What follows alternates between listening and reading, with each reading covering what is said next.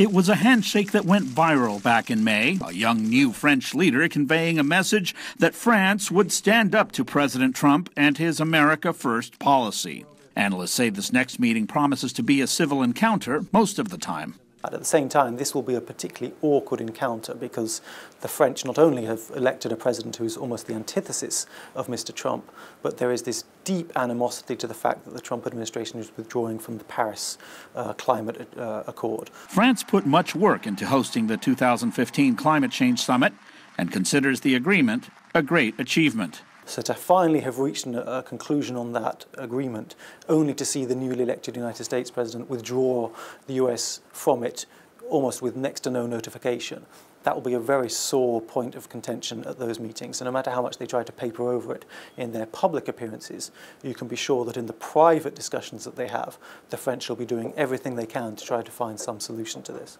And then there is Trump's relationship with Russian President Vladimir Putin on display in their marathon meeting at the G20 last Friday.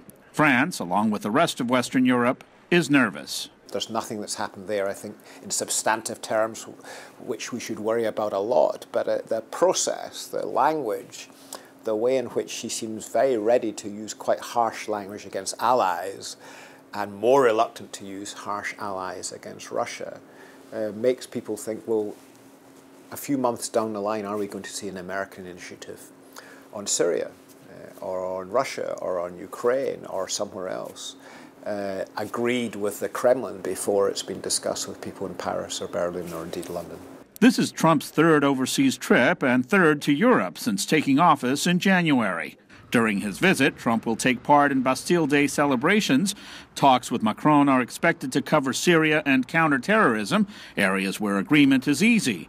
White House officials say the more difficult issue of climate may also be on the table. Luis Ramirez, VOA News, Paris.